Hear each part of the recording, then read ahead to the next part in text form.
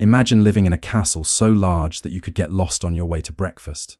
Imagine having servants to brush your hair, taste your food, and even, believe it or not, help you go to the bathroom.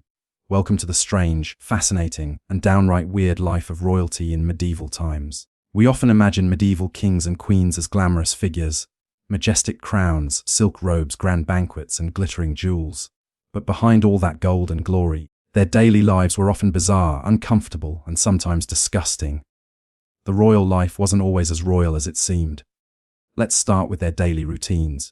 The average medieval king didn't wake up to an alarm clock. He woke up to servants pulling back heavy curtains and perhaps even a priest reading prayers. Before the day began, royalty had a long list of rituals. For example, washing their face wasn't a private act. Servants would pour warm water into basins while others held towels, and sometimes even took turns brushing the monarch's teeth. If they had any teeth left! Hygiene back then wasn't exactly a royal strength. Bathing was considered a luxury, not a necessity. Kings and queens might bathe only a few times a year. When they did, it became a ceremony. Perfumed oils, rose petals, and milk were poured into giant tubs. But here's the weird part. The bathwater was sometimes reused! Lower-ranking nobles might bathe in the same water after the king was done. So, if you think sharing a towel is gross, imagine sharing a royal bath. Now, let's talk about their clothing. The royal wardrobe was enormous and extravagant, but comfort was definitely not a priority. Kings wore heavy velvet robes layered with fur, even in summer. Queens squeezed into dresses so tight they could barely breathe. And all those fancy garments weren't washed often. Instead, they were sprayed with perfume or stuffed with herbs to mask the smell. It was less about cleanliness and more about looking and smelling important. Food was another area where things got weird. Royal feasts were legendary, filled with exotic dishes, roasted peacock swan, and even porpoise. The tables groaned under the weight of pies, meats, fruits, and wine. But here's the truth: medieval royals didn't eat with forks. Forks were seen as strange and even sinful in some places. Instead, they used knives, spoons, and their hands. Napkins. Not really. They wiped their fingers on the tablecloth or even on the dogs sitting nearby. Yes, the royal dogs had more than one job. They were living napkins. Even stranger were their superstitions. Kings and queens believed in omens, curses, and prophecies. Many carried lucky charms or wore rings with magical inscriptions to protect them from evil spirits. Before big events like battles or coronations, astrologers were consulted to pick the luckiest date. Imagine running an empire based on your horoscope! Royal medicine was just as odd. Doctors back then had little understanding of germs or infections. Treatments included leeches, bloodletting, and strange potions made from crushed emeralds or powdered mummy. Yes, real mummy dust imported from Egypt. If a king had a fever, he might be given a potion made with wine and powdered unicorn horn. Of course, unicorns weren't real, but that didn't stop them from paying a fortune for unicorn cures, which were usually ground up animal bones. And let's not forget the toilet situation. Even in massive castles, there were no flush toilets. Instead, there were garderobes, small rooms built into the castle walls with a hole leading straight down. Servants were responsible for cleaning the waste, and sometimes it piled up in the moat below. So while the castle looked magnificent from the outside, it often smelled far from royal. Some monarchs even believed that bad smells could protect them from disease, so they didn't mind the stench. Royal entertainment was another mix of luxury and strangeness. They hosted grand tournaments where knights fought for glory, sometimes to the death. They enjoyed jesters who made crude jokes, musicians who played long into the night, and even trained animals performing tricks. But entertainment could also get dark. Some kings found amusement in watching executions or bizarre, mock battles, fought just for laughs. Marriage among royalty was rarely about love. It was a political tool, a way to gain land, allies, and power. Kings and queens often married as teenagers, sometimes even as children, to secure alliances. Their spouses might not even speak the same language. Love affairs and secret romances were common, but dangerous. A royal caught in the wrong relationship could lose everything, even their head. The upbringing of royal children was equally unusual. From birth, they were surrounded by servants, nurses, and tutors, often barely seeing their parents. Their every move was guided by strict protocol. A young prince might be taught to fight, hunt, and ride horses, while a princess was trained in etiquette, embroidery, and music. But both were constantly reminded that their lives were not their own. They belonged to the kingdom. Royal life also meant constant fear. Behind the glittering crowns and magnificent thrones were endless plots, betrayals, and poisonings. Food tasters were essential. One unlucky bite could mean death. Even trusted advisors could turn into enemies overnight. The higher the crown, the heavier the paranoia. Despite their power, medieval royals were prisoners of their own image. Every gesture, word, or expression was scrutinized. They couldn't laugh too loudly, speak too casually, or show too much emotion. They had to appear divine, chosen by God above ordinary people. But in reality, they were just as human, flawed, and frightened as anyone else. Their religious beliefs also shaped daily life. Many kings believed they ruled by divine right, that God himself had chosen them to govern. This belief justified their absolute power, but also filled them with guilt and fear of divine punishment. They built grand cathedrals, funded monasteries, and went on dangerous crusades to prove their devotion. But even as they prayed, they often lived lives filled with sin, greed, and excess. And then there were the royal cures for beauty and health. Queens would smear their faces with mixtures of vinegar and lead to make their skin pale, a sign of nobility. Some used crushed pearls as face powder or bathed in donkey milk to stay youthful. These beauty treatments often caused poisoning or skin damage, but vanity was stronger than caution. After all, pale skin meant you didn't have to work, you were royal. Even their pets were unusual. While commoners had cats and dogs, royalty kept lions, monkeys, and even elephants as status symbols. King Henry III of England once received a polar bear as a gift, and it was kept by the Thames River, allowed to swim and fish on a leash! These exotic animals were meant to show power, but they often terrified the royal households. In many ways, the weirdness of medieval royalty reflected the world they lived in, a world of superstition, luxury, and deep inequality. While peasants struggled to survive, their monarchs dined on silver plates, wore crowns of jewels, and debated which saint to pray to for good weather. Yet, for all their extravagance, they were also prisoners of duty, ceremony, and fear. Life in a medieval castle might look magical in fairy tales, knights in shining armor, grand feasts, royal dances. But the truth is, behind those stone walls was a world of strange customs, bizarre beliefs, and daily discomforts. Royalty may have ruled the land, but they couldn't escape the weirdness of their own time. In the grand halls of medieval castles, where the flicker of torches cast dancing shadows on the cold stone walls, life for royalty was a strange mixture of magnificence and discomfort. The world of kings and queens was drenched in ritual, superstition, and extravagance, yet behind the shimmering gold and velvet, it was a world filled with odd customs, bizarre habits, and a daily routine that modern eyes would find both fascinating and deeply weird. For those born into royal bloodlines, luxury came with its own peculiar burdens, and what we imagine as the height of elegance often turned out to be far from pleasant in reality. A medieval monarch didn't simply wake up to a sunrise. They awoke to ceremony. The morning routine of royalty was as structured and symbolic as the coronation itself. The first act of the day was not private. A group of attendants known as the groom of the stool and chamber servants would enter the royal chambers to open the curtains, bring light to the room, and begin the long process of preparing their sovereign for the day ahead. The king or queen would rarely touch their own clothing. Every article of attire was handled by a servant of a specific rank. The privilege of helping the monarch dress was a mark of great honor, though from a modern perspective, it sounds like an awkwardly intimate job. The royal dressing ritual could take hours. Each layer, from the undergarments made of fine linen to the heavy outer robes lined with fur, had meaning. The colors symbolized power, lineage, or divine right. Gold embroidery glimmered with sacred symbolism. But comfort was secondary to appearance.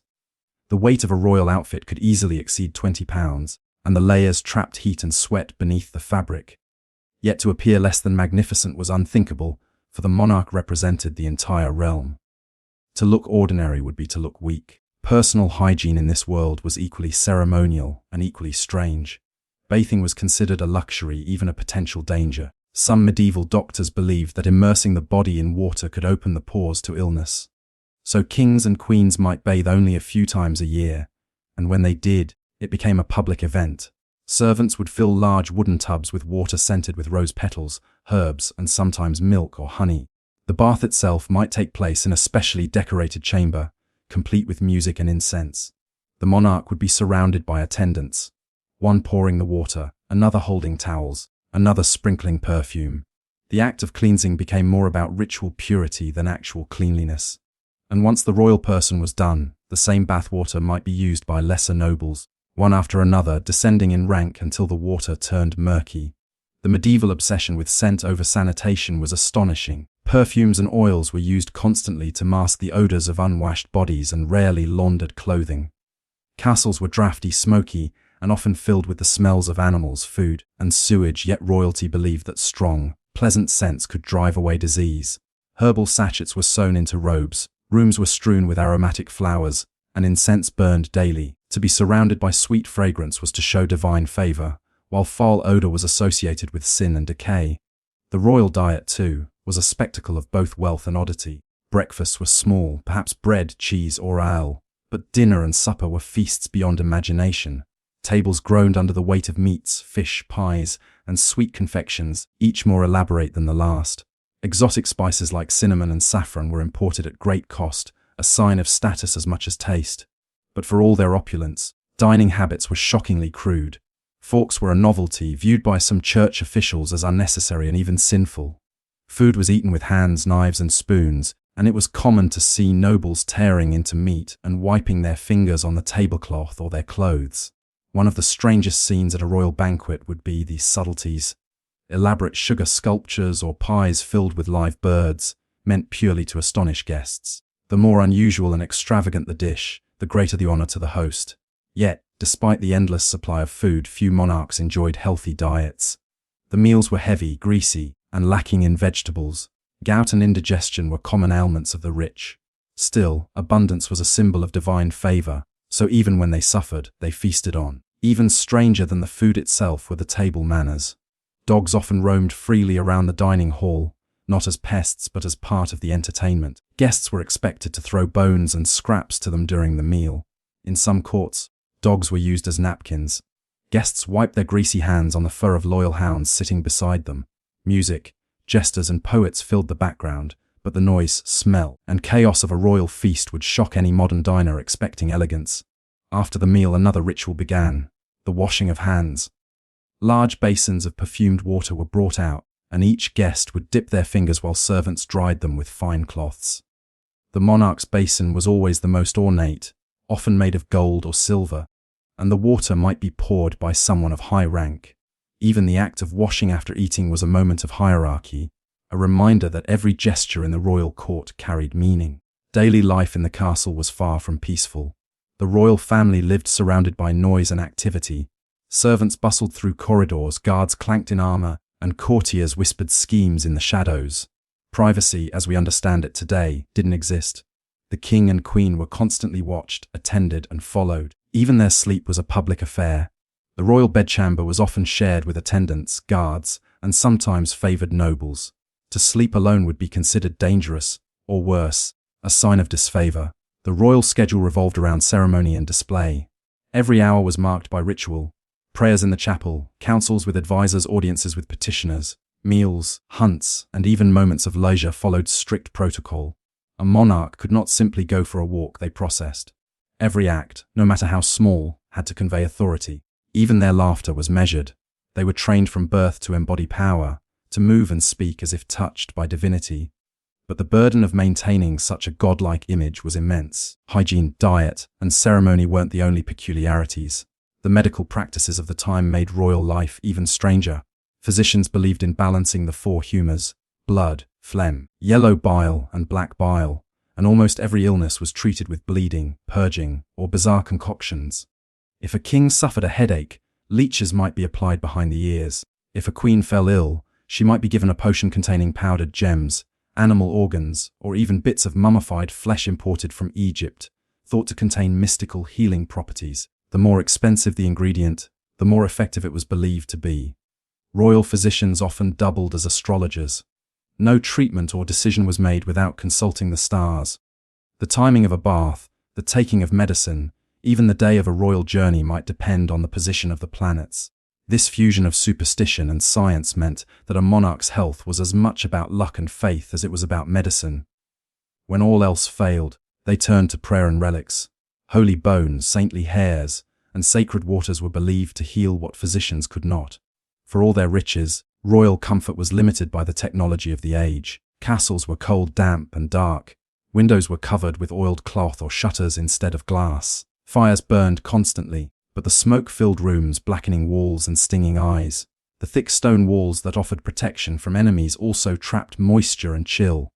In winter, frost crept across the floors. In summer, the stench of waste from nearby moats or courtyards could be unbearable. Even the royal toilets, called garderobes, were primitive. A garderobe was essentially a wooden seat built over a hole leading down into a pit or the castle moat. There was no flushing, no privacy, and the smell was ever present. Servants known as gong farmers were tasked with cleaning the waste, a job so foul that they were sometimes allowed to live tax-free. Yet, despite the filth, medieval people believed that bad smells could protect them from disease. So the stench of a castle wasn't necessarily seen as a problem, it was almost reassuring. The strangeness of royal life extended even to their beliefs about beauty and cleanliness. Pale skin was the mark of nobility because it showed that one did not labor in the sun. To achieve this, queens and noblewomen used dangerous cosmetics made of vinegar, chalk, and even white lead. They plucked their hairlines to make their foreheads appear higher and rubbed crushed pearls or gold dust on their faces. Men wore perfumed gloves and curled their hair with hot irons. Grooming was an art form, but one that often came with pain and poison. Animals played a surprisingly large role in royal life. Cats and dogs were common, but kings and queens also kept exotic pets: monkeys, leopards, peacocks, and even lions.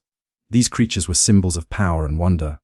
King Henry III of England once kept a polar bear, which was chained by the River Thames and allowed to swim and catch fish. Other monarchs filled their gardens with strange birds and beasts from distant lands, gifts from foreign rulers meant to impress and intimidate. Entertainment was another peculiar aspect of royal existence.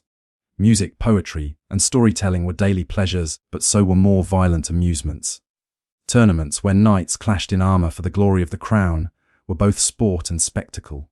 Jesters, dressed in bright colors, entertained with jokes, riddles, and sometimes cruel humor: dwarfs, fools, and wonders. People with physical differences were kept at court as curiosities, expected to amuse their royal masters. What passed for entertainment often blurred the line between joy and cruelty. Religion, too, shaped every corner of royal life. Kings and queens believed they ruled by divine right, chosen by God to lead their people. Their every action was tied to spiritual significance. Chapels were built inside castles, priests attended them at all hours, and prayers were said before every meal, journey, and decision. Yet their faith coexisted with superstition. Amulets, relics, and charms were worn for protection. Omens were watched for in the flight of birds, the shape of clouds, or the birth of strange animals. Even the most powerful monarchs lived in fear of divine wrath, convinced that a single sin could bring down their dynasty. The weirdness of royal life wasn't just in their habits, it was in the constant performance of being royal. Every gesture, word, and expression was watched, recorded, and interpreted. They were expected to embody strength, wisdom, and virtue, even when they were sick, tired, or afraid. The weight of the crown was not only physical but emotional. From dawn to dusk, the monarch lived on display, a living symbol rather than a private person. Even leisure carried the burden of spectacle. When a king went hunting, it wasn't merely for sport. It was an expression of dominance, a demonstration of the natural order, with the monarch at the top. Hunts were elaborate events involving dozens of servants, horses, and hounds. Every animal killed was not just a trophy but a statement of power. Queens had their own rituals of leisure, embroidery, music, reading, and conversation, all carefully curated to reflect refinement and virtue. Yet, even in relaxation, every move was part of the performance of royalty. Childhood for royal heirs was no less strange. Princes and princesses were raised in separate households, surrounded by tutors, nurses, and advisors. They rarely saw their parents, and affection was replaced with discipline and expectation. From infancy, they were treated as miniature adults, dressed formally, taught languages, manners, and politics. Their every gesture was observed and corrected. A royal child's laughter or mistake could become the subject of gossip throughout the realm. Royal marriages were political arrangements, decided by councils long before the children involved were old enough to understand them. Love was irrelevant, alliances mattered more. A 10-year-old princess could be promised to a prince she'd never met, her life charted out before she had the chance to live it. And once married, her duty was clear: to produce heirs. The entire kingdom watched and waited for royal births, and failure to deliver could bring disgrace or even annulment. Even sleep carried its own strangeness. Beds were large, heavily curtained, and raised high off the ground to avoid drafts and pests. The bedding was luxurious, stuffed with feathers, covered in silk, but the warmth came from the bodies of servants or companions showering the chamber. Candles burned low, shadows flickered on the walls, and every creak or whisper could stir suspicion. The nights in a medieval castle were filled with sounds: footsteps, wind, the distant howling of dogs, and dreams often blurred with omens. Royal health was a constant concern. Epidemics swept through Europe, and no amount of gold could protect a monarch from disease. When the plague struck, even the most powerful fled their palaces in panic. Castles were abandoned, courts dispersed, and prayers multiplied. Quarantines were rare and often ineffective. The belief that illness was punishment from God led to endless fasting, pilgrimages, and acts of penance. Yet, for all their faith, the royals feared death deeply, and their attempts to escape it often bordered on the absurd. In many ways, the weirdness of medieval royal life came from contradiction: immense wealth coupled with primitive living conditions, divine authority paired with human fragility. Their castles were symbols of power, yet also prisons of etiquette and expectation. Their lives were filled with splendor, yet haunted by superstition and decay. They were surrounded by servants, yet starved for privacy. They possessed everything the world could offer, and yet lived in constant fear of losing it all. The royal feasts of medieval Europe were grand performances, spectacular displays of wealth, status, and excess. To be invited to dine with a king or queen was not merely an honor, it was to witness power itself made visible on the table.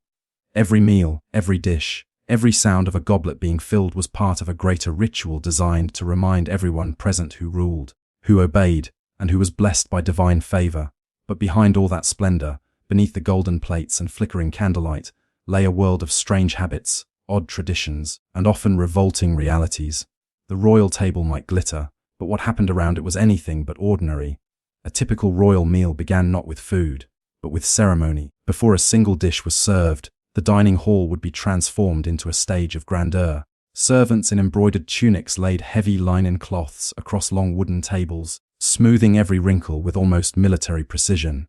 Silver platters were polished until they reflected the torchlight like mirrors, and goblets of pewter, gold, or even jeweled crystal were arranged in symmetrical lines. The air was filled with the smell of roasting meat, the sharp tang of spiced wine, and the distant sound of minstrels tuning their instruments. For the medieval monarch, a feast wasn't simply about eating. It was about demonstrating the abundance of the kingdom and the favor of heaven. The first act of the feast began with the procession of dishes. Servants entered in long, formal lines, carrying trays laden with food that would astonish even the wealthiest of nobles. Roasted swans adorned with their feathers, gilded in gold leaf, pies so large that live birds flew out when the crust was cut, and enormous jellies shaped into castles, knights, and mythical beasts. The more extravagant the presentation, the greater the honor to the host.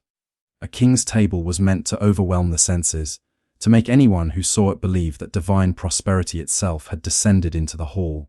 But the strangeness began the moment the eating started. Forks were almost unknown in most of Europe until the later Middle Ages, and when they did appear, many people found them suspicious, even sinful. Some churchmen argued that using a fork was an insult to God, who had given humans fingers for that purpose. So instead, royals and nobles ate with their hands, knives, and spoons. The knife was an essential tool. It cut, it scooped, it speared, and occasionally it served as a mirror if the blade was polished enough. Guests would carve their food, dip it into sauces, and lift it directly to their mouths. The idea of communal dishes was perfectly normal. Everyone reached in and took what they wanted. What made this scene even stranger to modern minds was the absence of napkins. Instead, people wiped their hands on anything within reach: the tablecloth, their clothes, or even the dogs that roamed freely beneath the tables. These dogs, pampered and trained, were part of the feast in more ways than one. They served as companions, scraps collectors, and, unintentionally, living napkins. It wasn't unusual for a noble to pat his hound, wipe his greasy fingers on its fur, and continue eating without a second thought. Cleanliness was defined not by absence of dirt but by status. If you were rich enough to dine with the king, you were clean by default. The sound of a medieval feast was its own kind of music. A chaotic symphony of clattering plates, laughter, shouting, the crackling of fire, and the rhythmic hum of musicians in the background. There was rarely silence. Conversation was loud, animated, and often laced with gossip and political maneuvering. Courtiers used mealtime to win favor, whisper secrets, or observe rivals. The king, sitting at the head of the high table, presided over it all, his every bite watched by servants, guards, and guests. Eating was a public act, a declaration of vitality and power. If the king ate well, the kingdom was seen as healthy. And yet, despite the abundance, royal dining was often uncomfortable. The halls were cold, smoke-filled, and poorly lit. The food cooled quickly, and the smell of meat, wine, and humanity mixed into a heavy fog that clung to the air. Dishes were flavored with exotic spices not just for taste, but to disguise the fact that some of the meat was less than fresh. Without refrigeration, even royal kitchens had to make do with what they had. Salt, vinegar, honey, and spices like pepper and cloves were used to cover unpleasant flavors. A truly spicy dish was a sign of wealth.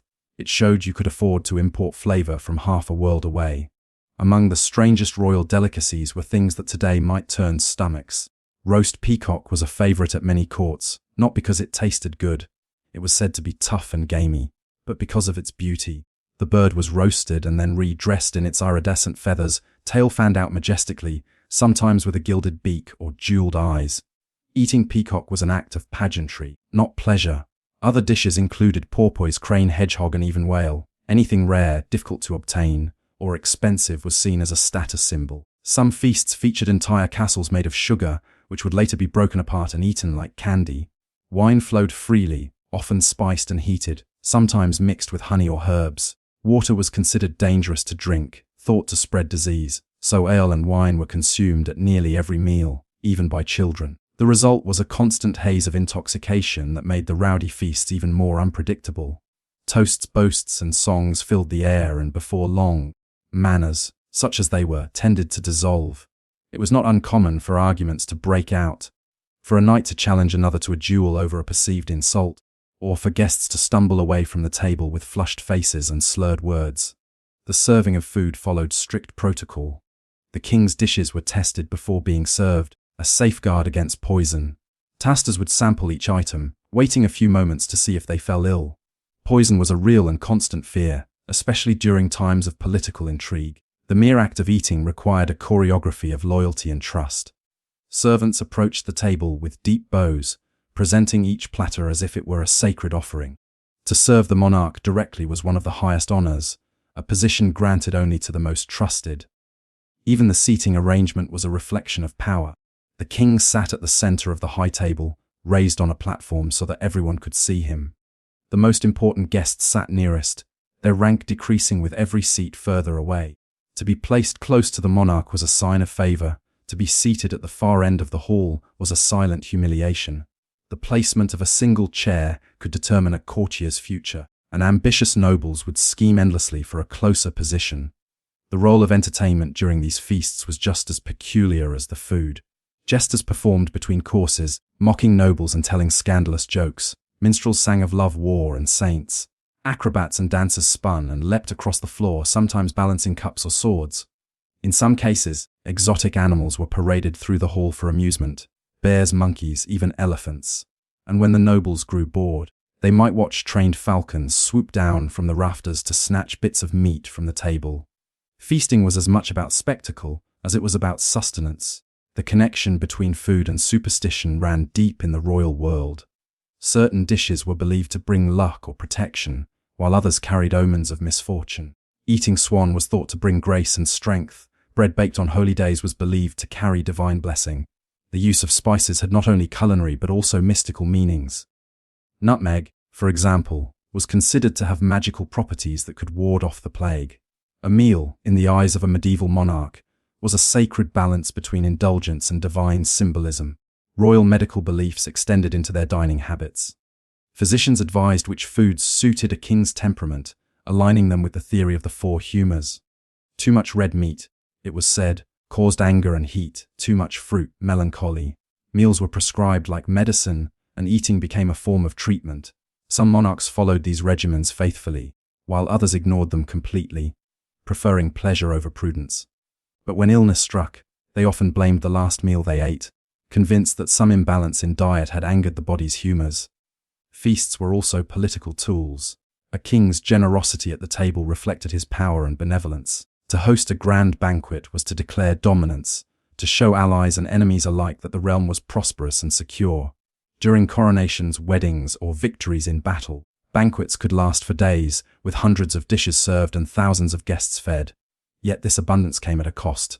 Servants worked endlessly, cooks toiled in boiling kitchens, and entire villages might be emptied of livestock to feed the court. The grandeur of one night's feast could consume months of labor from the people, who would never be allowed to taste it. The kitchen itself was a world of organized chaos. Massive fireplaces roared day and night. Spits turned continuously by hand or by specially trained dogs known as turnspit dogs. The air was thick with smoke, sweat, and the smell of roasting meat. Cooks shouted orders over the noise of clanging pots, and scullions scrubbed endlessly to keep up with the mountain of dishes. Royal kitchens were among the busiest places in any castle, feeding not only the monarch but hundreds of attendants and guards. Food was stored in barrels, salted, pickled, or smoked to survive long winters, though spoilage was inevitable. Even the king's table could not escape the occasional taste of rot disguised with spice. After the feast, the rituals continued. Hands were washed in perfumed water poured from silver ewers, and the remains of the meal were gathered carefully. Nothing went to waste. Not out of frugality, but because everything had meaning. Leftovers were distributed to servants, guards, or the poor outside the castle gates. This act of charity reinforced the monarch's image as a benevolent ruler. Even in gluttony, there was a calculated display of virtue. The atmosphere after a royal meal often shifted from festivity to indulgence. The hall dimmed, candles flickered lower, and the scent of wine and sweat thickened. Musicians played softer tunes while courtiers whispered behind their goblets. Deals were made, secrets traded, alliances formed. What began as a meal often turned into a political battlefield where every gesture mattered. A shared cup of wine could seal loyalty, a glance across the table could spark suspicion. The feast was never just about food. It was a theatre of power. In private, the monarch's meals were no less peculiar. When the king dined alone, it was still a ritualized event. Servants presented each course with the same pomp, prayers were said, and tasters performed their duties. Even solitude required ceremony. The monarch was never truly alone, watched always by eyes of duty and fear. Each bite was a reminder of vulnerability, every swallow a test of faith in those who served. The peculiarities extended beyond the table. Food itself became currency in royal politics. Gifts of exotic delicacies were used to win favor. Sugar loaves from Venice, spices from Arabia, rare fruits from the Mediterranean. To send a monarch a barrel of fine wine or a crate of oranges was to pay homage, a gesture of loyalty that could open doors or secure alliances. And when kings wanted to impress foreign ambassadors, they did so not with armies, but with feasts that would make even seasoned travelers gasp. For the royal family, dining was a performance repeated day after day, year after year, bound by ancient traditions and expectations. Yet beneath the splendor lay discomfort. The heavy meals led to constant ailments. Gout, indigestion, and obesity plagued many monarchs. Physicians recommended leeches and purges, but the cycle continued. To eat less was to appear weak. To eat more was to assert power. Every meal was a balance between appetite and image. Over time, these feasts became legend, remembered not for the taste of the food, but for their sheer strangeness. Chronicles tell of banquets where fountains poured wine instead of water, where tables were covered in gold cloth, and where the main course was a mechanical swan that sang before being carved. These were not meals for nourishment but for history. To be remembered as a monarch of abundance was to secure one's place in the story of the realm. Behind the curtain of grandeur, though, the reality remained harsh. The cooks were exhausted, the servants overworked, and the air inside the halls thick with heat and smoke. The laughter and music masked the fatigue of those who labored to sustain the illusion of endless plenty. The feast was both triumph and torment, a glittering dream that demanded the toil of hundreds. And yet, despite all the excess, despite the strangeness and waste, the medieval royal feast held a meaning deeper than indulgence. It was a reflection of a world that believed in hierarchy as divine truth, a society where even eating was an act of theology and power. Every crumb on the royal table symbolized control, every sip of wine the stability of a kingdom.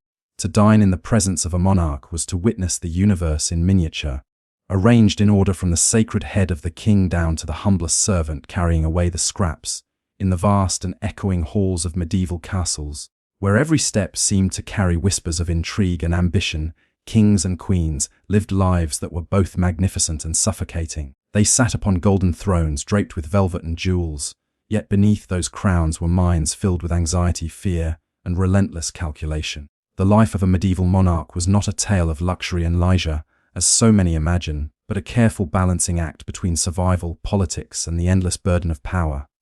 Every decision, every word, even every friendship could mean the difference between ruling a kingdom or losing one's head on the executioner's block. From the moment of their birth, royal children were not born as sons or daughters, but as symbols. Their lives were mapped out before they could even walk. Princes and princesses were often engaged to foreign rulers, while still in their cradles, their marriages determined by treaties and alliances rather than affection or love. Their childhoods were spent not in play but in preparation. Tutors drilled them in languages, religion, diplomacy, and strategy. Every gesture was scrutinized, every mistake remembered. Even as children, they learned to smile when they wanted to scream, to flatter when they wanted to flee, and to hide their hearts behind masks of royal composure.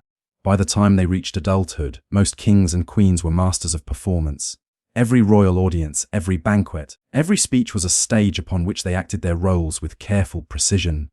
They had to appear wise, strong, and divinely chosen, yet always human enough to command loyalty. Beneath those appearances, however, most were prisoners of their own image. A monarch could never afford to show fear, weakness, or doubt. Even a single rumor of illness could invite rebellion. In a world without modern medicine, even a mild fever could spark panic among nobles eager to seize power. To protect themselves, royalty often surrounded their private lives with layers of secrecy. Their meals were tasted by servants to prevent poisoning. Their chambers were guarded day and night. Even in their sleep, they were never truly alone. The royal court itself was a living organism, a place of glittering spectacle and hidden danger. Courtiers dressed in silks and jewels whispered secrets in candlelit corridors. Ambition pulsed through every conversation. Everyone wanted the king's favor, the queen's smile, the smallest sign of approval that might elevate their standing. Yet in such an environment, trust was a luxury few could afford. A misplaced word could destroy a career. A wrong alliance could lead to exile or death. Even family ties were no guarantee of loyalty. Brothers plotted against brothers and queens sometimes feared their own children. The medieval monarchy was a family business where betrayal was not the exception, but often the rule. Royal marriages were political tools, not matters of the heart. A king might marry a woman he had never met, chosen not for beauty or affection but for the lands and armies she brought as dowry. Queens, in turn, were expected to bear heirs, preferably male, as quickly as possible. The pressure was immense, and failure could mean disgrace or divorce. Some queens faced rumors of witchcraft or infidelity when they failed to produce sons, while kings were often excused for keeping mistresses and illegitimate children. Behind closed doors, jealousy and resentment festered. Yet in public, they had to present an image of harmony and strength. Royal portraits showed smiling couples, but behind those smiles lay cold formality and distance. Even the act of ruling was a performance drenched in ritual. Every morning, kings and queens underwent the royal awakening, a public ceremony in which servants helped them dress while courtiers gathered to pay their respects. Every detail, from the robe they wore to the words they spoke, carried symbolic weight. The monarch's day was carefully orchestrated, from councils with advisors to audiences with ambassadors. Yet for all the grandeur, much of their power was limited by circumstance. A king who angered his nobles could face rebellion. A queen who defied church authority could be branded heretic. Beneath their crowns, monarchs constantly navigated a web of politics, religion, and social expectation that could strangle them if they misstepped. Fear was a constant companion in royal life. Poison was the silent assassin of the medieval court, striking without warning. Food tasters were employed to test every meal, and alchemists were sometimes hired to concoct antidotes. Letters were sealed with wax and delivered by trusted messengers, yet even then, they could be intercepted and used as evidence of conspiracy. A monarch could never truly relax, not even at their own table. Many royal deaths remained shrouded in mystery, sudden fevers, unexplained ailments, or accidents that historians still debate. Some were murdered by rivals, others likely died from stress and paranoia. The crown that glittered in public was, in truth, a crown of thorns. Religion added yet another layer of complexity to royal life. Monarchs ruled by divine right, claiming that their power came directly from God. This belief gave them immense authority, but it also bound them to strict moral and spiritual expectations. A sinful king could be seen as a curse upon his land.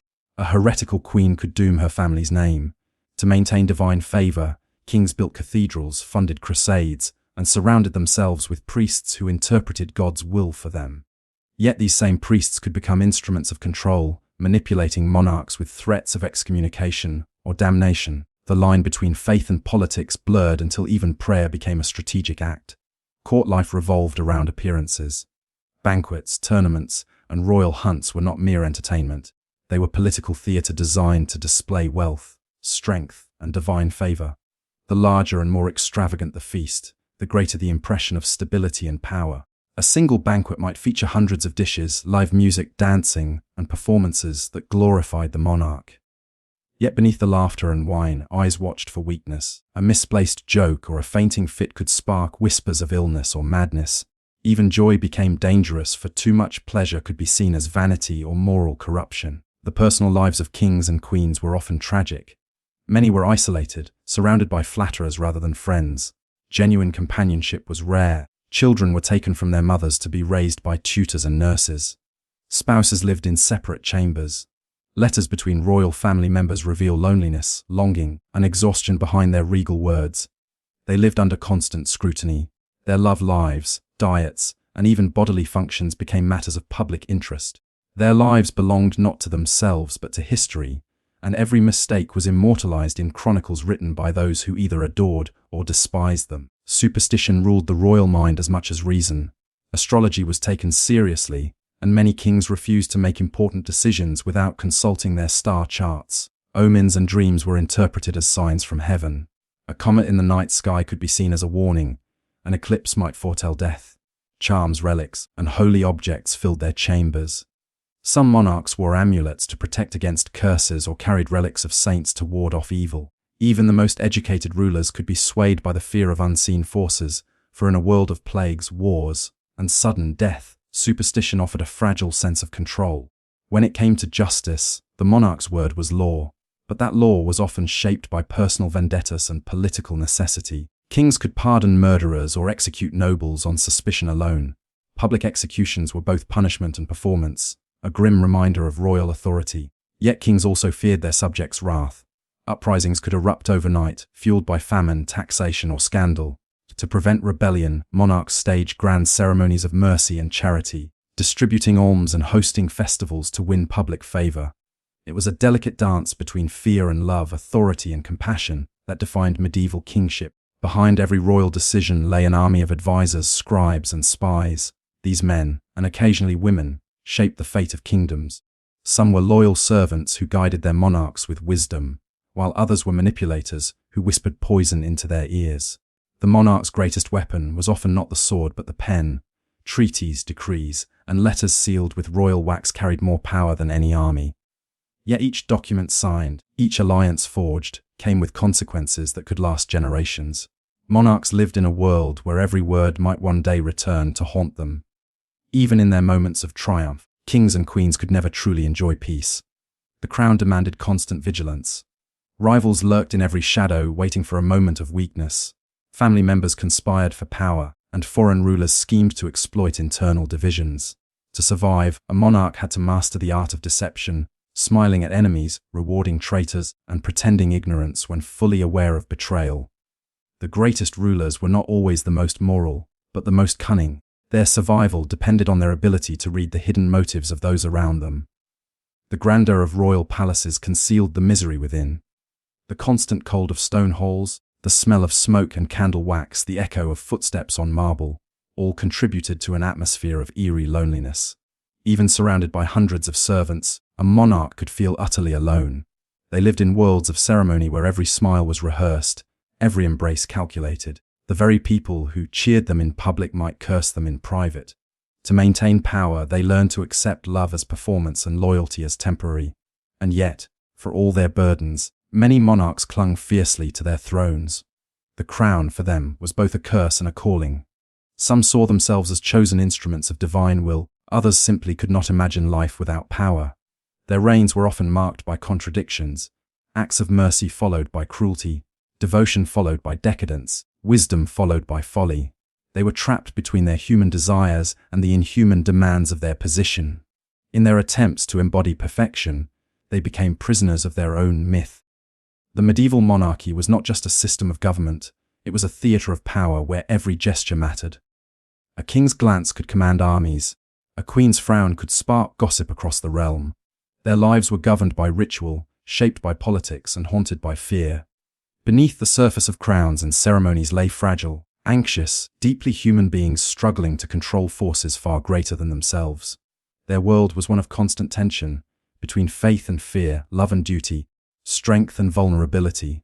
And every moment of their reign was a battle not just for their kingdoms, but for their souls. Beneath the dazzling crowns and majestic robes of medieval royalty lay hearts that beat with vanity, fear, and unrelenting desire for power and perfection. Though they were draped in silk and surrounded by servants, they were not gods walking among men, but deeply human figures obsessed with image, superstition, and status. In a world that believed the king's blood was sacred and the queen's grace divine, they lived every day under the crushing weight of expectation. Expected to look flawless, act flawlessly, and embody virtues they often lacked. The strange and sometimes absurd lengths to which they went to maintain this illusion reveal a world far stranger than the legends that followed them. The obsession with beauty and image began from the moment a royal child entered the world. Their features were examined like omens, their complexion eyes, and posture analyzed as signs of divine favor or warning. A pale, delicate face was seen as noble, while a ruddy or imperfect complexion could be whispered about as evidence of a curse or sin. Queens consumed rare herbs, ointments, and concoctions to lighten their skin, believing fairness equated to purity.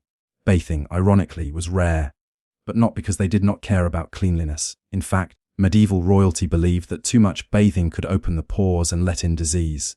So instead, they wiped themselves with scented cloths soaked in rose water, lavender oil, or vinegar, leaving their bodies perfumed but not exactly clean. Perfume was an armor of sorts, a shield against both stench and suspicion. Palaces were full of odors, from animals, kitchens, and hundreds of people, and so kings and queens wore layers of fragrance. The queen's chambers might reek of musk and amber, while the king's hall smelled of leather, wine, and burning herbs. Scented gloves, handkerchiefs, and even wigs became symbols of refinement. To smell good was to appear blessed, for foul odor was often linked to moral corruption or illness. Appearance and scent were not just personal choices but political tools. They signaled superiority, control, and divine favor. Vanity was both an art and a science at court. Mirrors, though rare and expensive, became objects of fascination. Queens and princesses would spend hours having their hair styled into intricate braids, covered in ribbons, pearls, or gold threads. Men too were not immune to vanity. Kings powdered their faces, dyed their hair, and wore tailored robes embroidered with symbols of power, lions, suns, and crosses that proclaimed their authority. Some even wore heels to appear taller, while others decorated their armor with jewels to dazzle allies and intimidate foes. Fashion was not about comfort but spectacle. Every public appearance was a carefully staged performance meant to impress the masses and reinforce the illusion of divine perfection. Yet beneath the silk and jewels, royalty were bound by strange superstitions. They carried charms against evil spirits, wore relics believed to bring victory in battle, and avoided certain colors or foods thought to bring bad luck. Astrologers played an enormous role in their lives, advising when to travel, when to marry, and when to conceive. A queen might delay her coronation for weeks if the stars were not in her favor. A king might cancel a campaign if a comet appeared in the sky. Even the most learned monarchs consulted horoscopes before signing treaties or launching wars. To them, the heavens were not distant but deeply involved in human destiny. Medicine in royal circles was equally strange. Doctors mixed science with magic, prescribing crushed gemstones, powdered gold, or the blood of animals for ailments. The royal physician was often part doctor, part alchemist, and part priest. Bleeding was a common treatment for almost everything, from headaches to melancholy, and monarchs often believed that illness was divine punishment for sin. They confessed, fasted, and made offerings to the church to cure their ailments. Some kings surrounded themselves with relics of saints, sleeping beside bones, fragments of the true cross, or pieces of cloth said to have touched holy figures. These relics were believed to ward off plague, ensure fertility, and even guarantee victory in battle. The line between medicine and magic blurred until both were inseparable in the royal imagination. Royal diets were equally peculiar. Feasts might overflow with exotic meats, sugared fruits, and spiced wine, yet much of their food was dictated by belief rather than taste. Certain foods were thought to strengthen the body or the soul, while others were avoided as symbols of gluttony or sin. The color and texture of food mattered almost as much as flavor. White foods, like milk and almonds, symbolized purity and were often served to queens. Red meats and wine symbolized power and were favored by kings. Yet royal kitchens were also dangerous places. The fear of poisoning loomed constantly, and food tasters were employed to sample every dish. Some monarchs refused to eat unless their own personal chef prepared the meal. Others demanded that the cook pray aloud while cooking, to prove no evil intentions lurked in the kitchen. The pursuit of eternal youth became another royal obsession. Monarchs feared aging as much as they feared assassination. Wrinkles and weakness were seen as signs of divine disfavor and loss of authority. Queens bathed in milk, applied honey masks, and used crushed pearls to soften their skin. Kings drank tonics made from herbs and animal parts believed to extend life or restore virility. Some turned to alchemists who promised elixirs of immortality. Gold, they believed, contained the secret of eternal life, if only it could be transformed into liquid form. Many royal treasuries secretly funded alchemical experiments, hoping to unlock the mysteries of life and death. These pursuits were as much spiritual as physical, for the promise of youth was also the promise of divine grace. The strange rituals of beauty extended into the realm of medicine and mysticism. Some queens believed that wearing the skin of unborn animals or applying the ashes of burned herbs could preserve their youth. Others swore by bizarre remedies like snails, frog fat, or powdered mummy, a substance literally made from ground-up remains of ancient Egyptian mummies, believed to contain life-giving energy.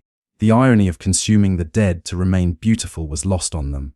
In their desperate pursuit of perfection, royalty turned their bodies into laboratories of superstition, trying every potion and charm that might preserve the illusion of divine radiance. Even their emotions were shaped by strange beliefs.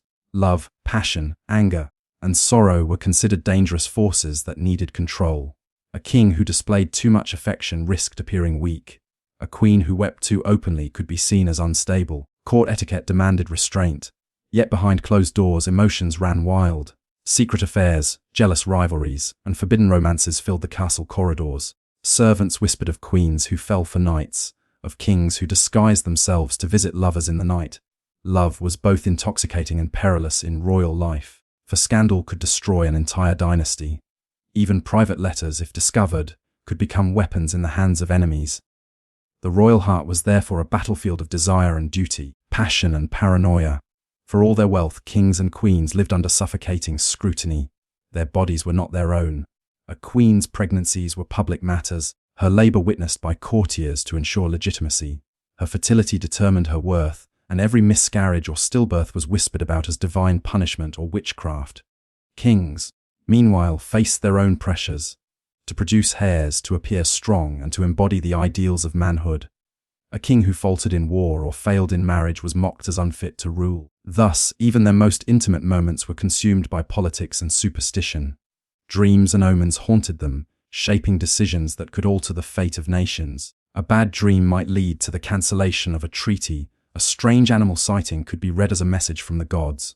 Many rulers kept dream interpreters or mystics in their courts. Birds, storms, or even patterns in candle smoke were seen as divine signs. Some monarchs believed they could communicate with saints or angels in their sleep, while others were tormented by visions of death and betrayal. These fears were not dismissed as madness. They were seen as part of royal sensitivity to the supernatural. To be chosen by God meant to live in constant awareness of unseen powers. Royal fashion and display also carried spiritual symbolism. Gold represented divine authority. Blue symbolized the Virgin Mary's purity. Every gem had meaning. Rubies for courage, emeralds for wisdom, pearls for chastity. A queen's gown might weigh dozens of pounds, heavy with embroidery and jewels, transforming her into a living icon. Even the act of dressing became ritualistic, performed before attendants who bowed and murmured prayers. The more extravagant the clothing, the more godlike the ruler appeared. Yet this splendor often masked insecurity. Underneath the glittering fabrics, kings and queens struggled to maintain dignity in a world where any hint of imperfection could invite ridicule or rebellion. Art and portraiture reinforced this illusion. Royal painters flattered their subjects, smoothing wrinkles, widening eyes, and erasing blemishes. The resulting portraits were not reflections of reality but symbols of idealized power. Queens appeared serene and youthful long after their beauty had faded. Kings looked tall, strong, and unshakable even in old age. These images circulated across kingdoms, shaping how subjects imagined their rulers. To maintain faith in the monarchy, people had to believe their kings and queens were extraordinary beings. Thus, the royal image became a form of propaganda, beautiful, distant, and untouchable. But the reality beneath that image was often grotesque. Inbreeding among royal families led to strange physical deformities and inherited diseases.